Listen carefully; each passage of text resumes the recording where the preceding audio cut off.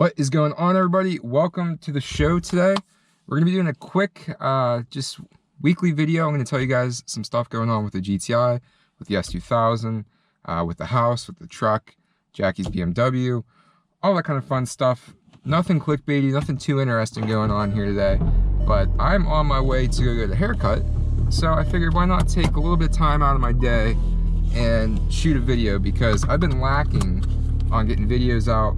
And a lot of it comes from me overthinking and thinking that I need to have something super perfect or super, wow. Let's start off here. My heat shield, I don't know if you guys remember or not. I did a video about a noise I was having with my GTI, and it was the heat shield that goes around basically where the mid pipe is, or the resonator, I guess you'd call it, kind of where the downpipe ends. And it's come loose again.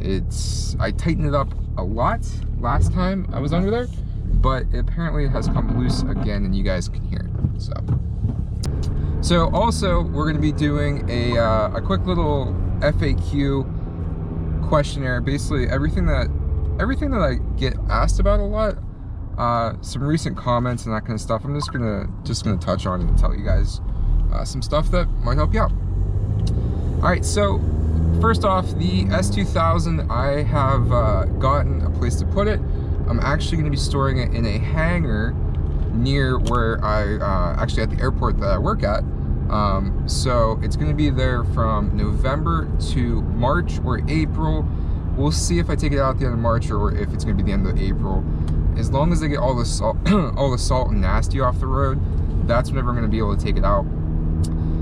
The thing that kind of stinks about putting it away is the fact, putting it away and putting it somewhere that I don't have access to work on it, is that I'm not going to be able to do any modifications or do anything like that during the winter, which is always a good time to do the modifications, because you don't have to drive the car. You can just work on it. If you're not going to finish it that night, it's no big deal. But from, like I said, November to probably March or April, the S2000 is going to be going away.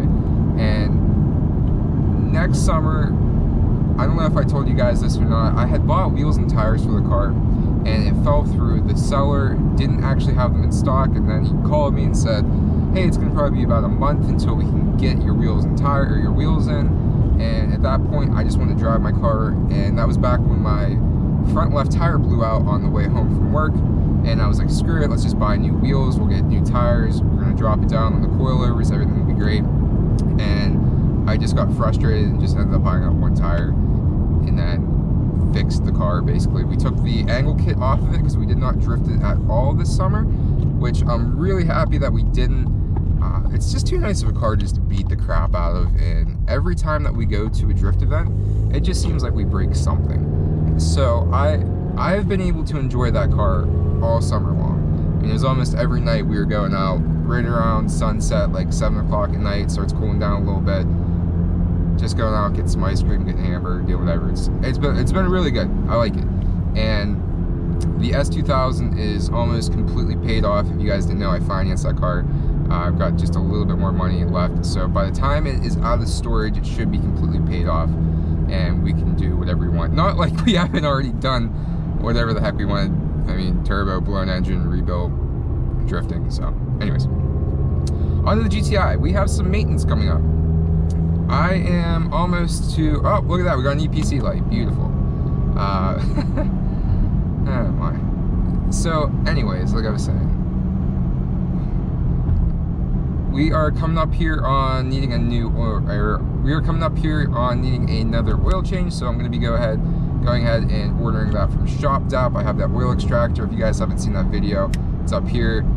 Really cool little piece of equipment. You don't have to lift the car, you don't have to do anything. It just makes it super convenient. I need to change the cabin air filter.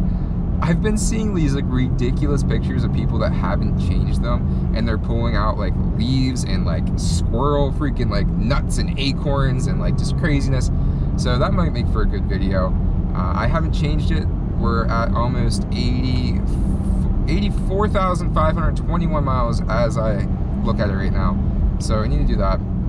I haven't done the LSD transmission, or the LSD fluid replacement, swap, whatever you want to call it, and I need to get on that.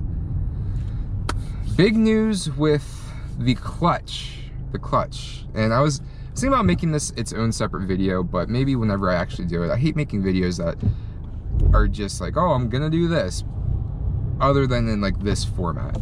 I really think that when it comes time that I need a new clutch, that I'm going to buy another stock clutch, and I think that's going to trigger a lot of people. But the problem is, one, Volkswagen dealerships won't install them if they're aftermarket. They will only install Volkswagen OEM equipment. And two, I've been hearing a lot of people, like on the forums, on the Facebook groups, I mean JR, people having issues when you put a aftermarket clutch in a car and it just creating a bunch of problems. So, I mean, my stock clutch, I've had it tuned for 80,000 miles. I got this thing tuned at like 4,000 miles, and it's still going strong. I mean, it's not a race car by any means, but it still does the daily task. It gets me from point A to point B. You guys know I don't beat the crap out of this car all the time, and I think that that's gonna probably be the best thing to happen. Who knows? We'll see. Once I pay this thing off, I don't know. Do you want to make it a track car? Is that what I want to do? Probably not. There's guys that track these things successfully and they do pretty good, but with the S2000, I don't know. So, and then I'm going to talk about, the garage. So, I want to get the garage prepped before winter. Basically, just, I need to paint the walls. There's like some old wood on the wall. There's like some stuff that just needs worked on. And it's going to be a good time now to do it before it gets super cold.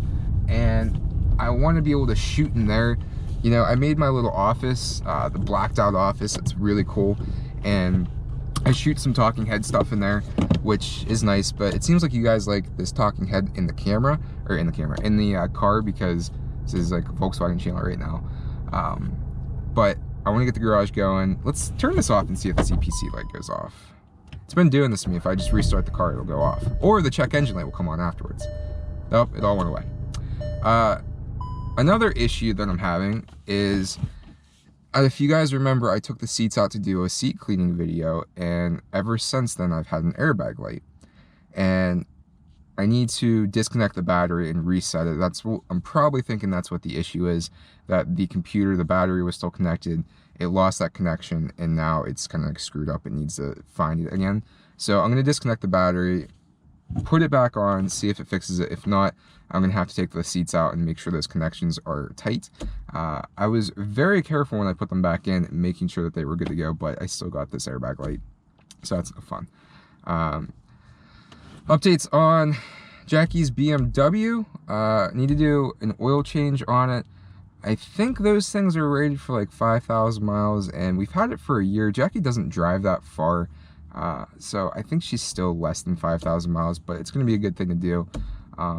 Next summer, spring, whatever you want to talk about, we're probably going to get coilovers. I don't want to do lowering springs again. I'm pretty sure the struts are blown out on this car, which is unfortunate, which leads me to another point. Do I want to get coilovers, or do I want to get bags for this thing? Or do I want to possibly trade this thing in next summer when the Mark 8s come out? And I've heard rumors that the Mark 8 Golf R might be offered in the variant, which is the wagon edition. And if that was the case, my God, I think we might trade that BMW in for one of those things, because that would be awesome. And just to touch on that note, I was so excited for the RS6 Avant, the wagon version. So excited. And then I realized they started at $100,000, and I was like, oh my God. I'm like, wow, it sucks I got expensive taste, but God, those cars are beautiful. And the thing that I'm upset about with those things is they made a special edition, which comes in that classic blue color, black interior, red brake calipers, and like the mag, not chrome, but like that mag finish, silver wheels, and it just looks so freaking good.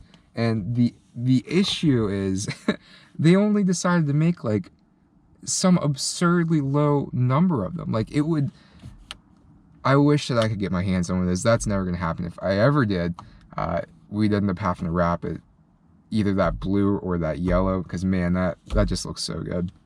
But like I said, BMW, I want to get coilovers. I want to slam it down on the ground, or bag it. Bagging it would be even freaking cooler. Put some nice big rims on it, not wheels, big rims, and just get that thing sitting pretty as a land yacht. But all right, guys, so there was a couple things that I forgot to mention, and I have gotten my haircut now that you guys can see. One is going to be the some new and exciting parts coming for the car. Is some Aerofab stuff. If you guys have been up to date with Aerofab, drop a comment if you have an idea of what I'm talking about. There's going to be 2 separate things that we're going to be getting. I'm really excited for it. I've been waiting for this type of modification for the car for so very long. I'm really pumped for it. So that was the first thing I forgot to tell you about.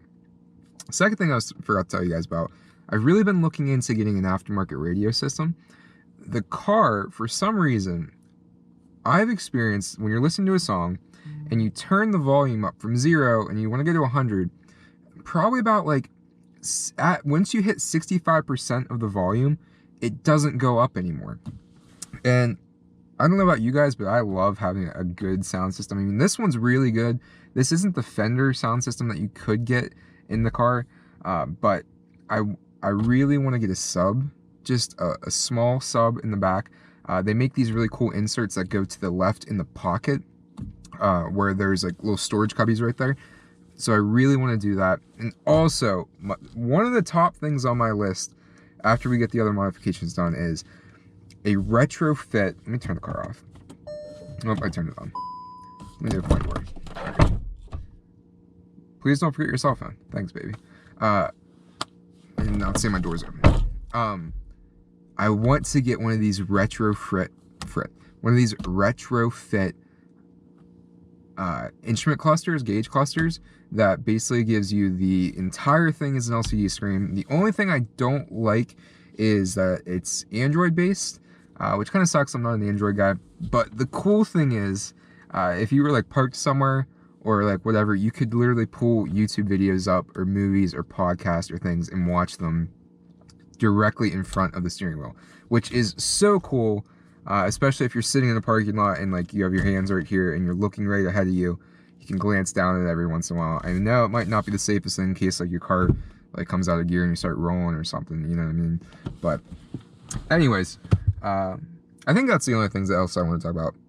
Cut back to the other part of the video now. So I really don't have much else to talk about. I'm gonna go through some comments here on the YouTube video, some questions that I've been getting on Instagram.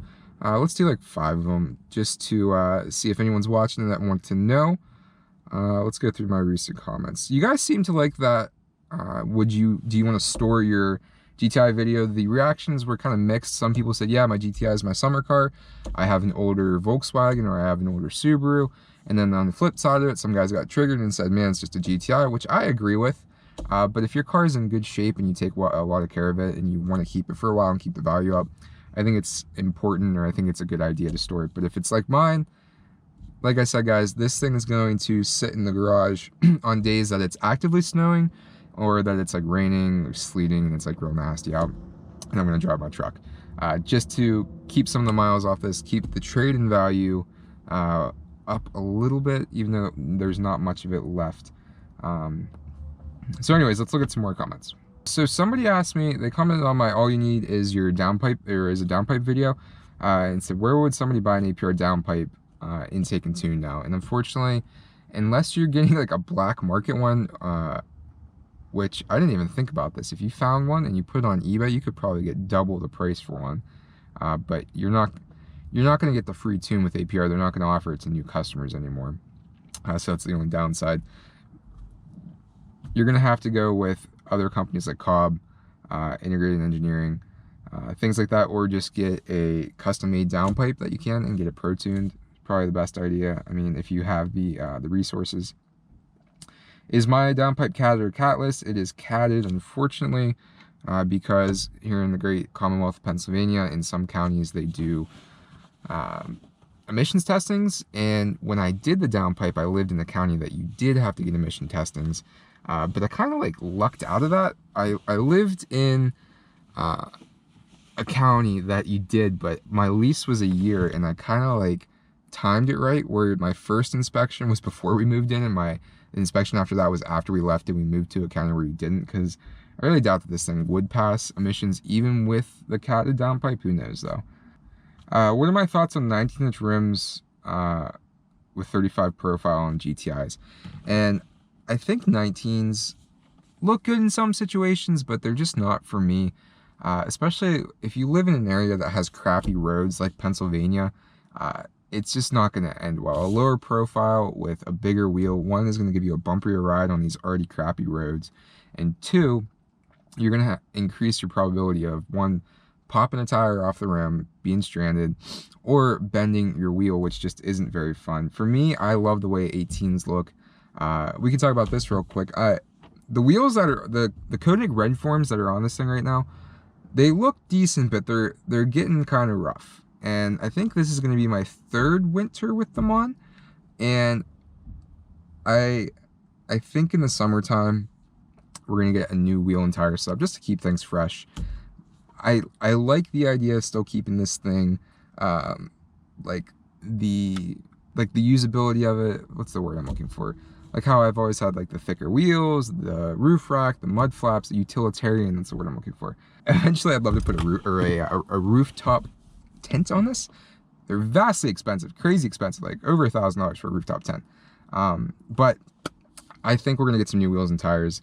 I really like 1552 wheels. They're just so heavy, and the difference with these wheels being lighter than stock is so dramatic. If you guys have never gone to a lighter wheel, it's crazy how faster and more responsive your car is once you drop unsprung weight. So if you guys have any thoughts on wheels or anything that I said, drop me a comment below. This was not any type of clickbaity video. Nothing has any real, true context to other people other than my subscribers. So if you guys are still here watching, thank you. I appreciate it. I hope you have a great day. Hit that like button because it really helps out. Click the subscribe button if you haven't already, which I really doubt that you're still here if you're not subscribed to the channel. And click the bell so you know whenever I make new videos, usually 6 o'clock. On weekdays, weekends. Have a great day, guys. Thanks for watching as always. Appreciate it. We'll see you guys in the next one. Peace.